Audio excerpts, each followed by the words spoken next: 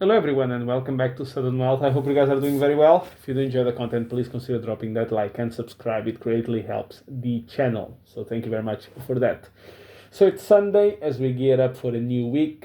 Crypto market has been pretty much trading sideways over the weekend, which has been quite usual over the past few weekends. There's a lot of volume now that goes through the ETFs, so you can tell that there's not a lot of people who want to be making huge moves over the weekend, at least in this stage of, still a lot of doubt. Is the bull market is over? Is basically just going to go down from here? Is the spark finished? Yes or no? And so I think it's good to cover some of those topics, but also to look at things a little bit more broadly. So what you want to keep seeing is the dynamic we started to see over the past few weeks, which is the DXY, the dollar versus other currencies, coming down, and TLT, the bond market, going up. Now let's start with the bond market. If the bond market keeps on pushing higher, that means that yields or rates on the long end of the spectrum start to come down, which means it tends to affect the short-term rates down, which then gives free allowance for the Fed to lower the rates because the bond market already did it for them. See what I mean? So, for example, if the Fed funds rate is 4.25, but let's say the 2-year is trading at 4.10 or 4.05, the bond market's already giving 20 basis points, which is 4.25 minus 4.05, to the Fed to cut. So if they cut 25 basis points, the impact is very small, but it gives a certain message to the market. Now, that's not so important as M2 money supply increase. You see, we've talked about this ad nauseum, but liquidity can be added via the Treasury or via the Fed or both, or other central banks or other countries, blah, blah, blah. So, for example, when people say, this is actually quite remarkable to me. I always love when people say, we cannot have a altcoin season until the Fed cuts rates. We had the biggest altcoin season in 2017 with the Fed raising rates the whole time. So how can you, how can you make the two together? How can you make sense of them? You can't. The issue is that people forgot about 2017.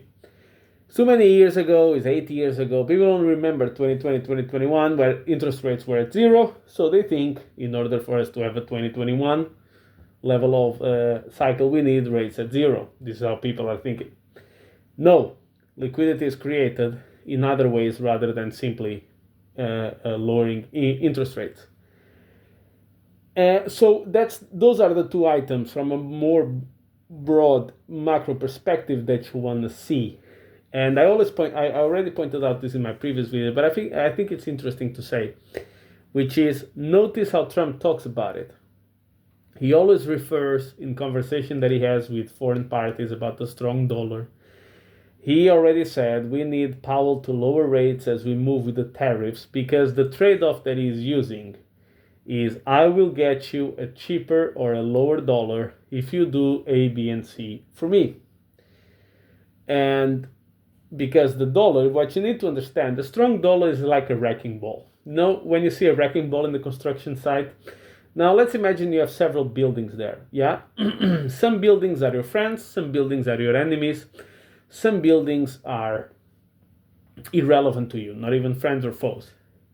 A strong dollar is like having a drunk man operating the machine and basically throwing the wrecking ball all over the place. Friends, foes, and irrelevance, they all get knocked down. That's what it means. So it seems that we may have made a double top in the dollar, which would be very good. And we need to wait and see for that. That's going to be the next step. Then the question is, we live in a world in which currency is being debased on average 8 to 10% per year, plus whatever the CPI number is. So if the CPI says 3, you should really multiply by 2 and you get the real one. So let's say if it's 8 plus 6, you're at about 14. So if not crypto, what's your alternative? Your alternative is work 50 years, buy the S&P 500, and you'll be able to retire. Option 2, buy bonds. Well, bonds hit recently 2006 levels, not even adjusted for inflation. Okay, should I buy gold? Well, gold needs to go to 5,200 just to break even, adjusted for inflation and money supply increase versus 2011. And it needs to go to 31,000 to break even from 1980s. Okay, that doesn't seem great. What about real estate? Yes, real estate tends to be a good investment over the years, but you do have, big down payments, you have leverage involved, you have property taxes, you have maintenance, fixing, etc. But real estate is a great way more to preserve your wealth. Crypto moves with the other markets, just moves faster because it's smaller, and the good crypto has limited or certain rules that allows it to succeed. However, it attracts a whole bunch of scammers. Now, we just saw what happened with Argentina coin that just rugged everybody for $107 million. This is the same cabal of people that has rugged so many things that basically their life, they make their livelihood by creating tokens, convincing a fixed number of people that that's the next big thing, rugging them all, and then keeping their hopes up. That's all they do. Now, the Argentinian president is getting conversations about impeachment from rugging people on the Argentinian coin, which now is saying, oh, no, I wasn't aware of this, blah, blah, blah. You see that I would encourage you to see Kanye West's Twitter, not these crazy outrage marketing posts, but he was approached to be part of the cabal in launching a coin. And one of the rules was, keep this coin up for 8 or 12 hours, I don't remember the exact number of hours, and then you can take it out and you can just say that you're hacked. So this is the state of the Solana celebrity coins, country coins, most of the meme coins. It's a group of people very well organized to dump on their community and extract value from the casino that is Solana. And many times you have people from Jupiter, from Meteora, from Radium involved. Allegedly, of course. I mean, the on-chain activity is very clear, but better to say allegedly. You never know who's watching you. This is what you have. And now with the FTX unlocks, they have so much Solana to sell. I mean, you see, what's going to cure this that is happening in Solana, because it's not just this one, huh? You have celebrity coins, you had the Africa coin, you had Cuba coins, you had, whatever, all the coins you can imagine that have done nothing but extract value from crypto. Is a lower Solana price will solve this. As you start dropping this crazy activity, the rest of crypto to a degree can flourish. But what I'm trying to say is be careful out there, please. I mean, it's so many people. I mean, I've seen a print of a guy that had put in $30,000 and he sold everything for less than $2. I mean, it's really sad stuff. Be very careful. I mean, I've been preaching that in this channel. I know that you guys don't like it. I know it's not sexy to talk about security, but please be careful with these things. Be careful people approaching you. If you see comments in my comment section talking about that somebody needs help with an OKX wallet or whatever, it's all scams. I try to remove them all. But sometimes, I cannot be on YouTube 24/7. So please be careful. If people DM you on Telegram, that's a scam. If people invite you to connect to something for an airdrop, treat it as a scam. If you want, create a special wallet just for that doesn't touch anything else. Just to see if it's, look, be very careful out there, guys. Cold storage. This is really ramping up in the level of scams. And this is going to get worse. So be ready for that. Now, in terms of the crypto market, I've said it before. If Ethereum is not above $4,000 by the end of February, give it plus minus 2% or whatever, and give it, plus minus 1 week, then we start to enter a different fractal versus 2017. That's still true. Does that mean that there's no bull market? No. That means that we are entering something new. We have no idea how it's going to play out. That's all that means. I still think that we're going to have a strong bull market. I'll tell you why. And this is just my opinion. Maybe I'm completely wrong. Maybe the top is in. Maybe we go to zero tomorrow. Who knows? Anything is possible. Keep that in mind. I see a lot of strong fundamentals on the background. I see states pushing for Bitcoin strategic reserves. I see Abu Dhabi is buying billions in Bitcoin from the BlackRock ETFs. I see regulatory changes to support crypto. I see a sovereign wealth fund to be created in the US that can purchase cryptos. I see more ETFs of different coins coming online. But most importantly, I see zero signs of euphoria. I see a lot of signs of disbelief and despair. And in my experience with bull markets, is those end in big fat blow off tops where everybody's convinced that we're never going to see a bear market again, and everybody's throwing big parties, and people are putting $3,000 in a coin and going up to 300,000 over 10 hours. That's the kind of things we see in the middle, at the end of a bull market. If I look at others versus BTC, others versus Bitcoin, it's extremely cheap. So as you guys know, I only have one big rule in crypto or in markets in general, which is I buy cheap, I sell expensive. That's it. So for example, if I see the Bitcoin dominance is close to 60%, if I see it at 30 or 40, then it becomes expensive. Or if I see it at around 30, 35%, then it's really expensive, and maybe it's time to de-risk a little bit more aggressively.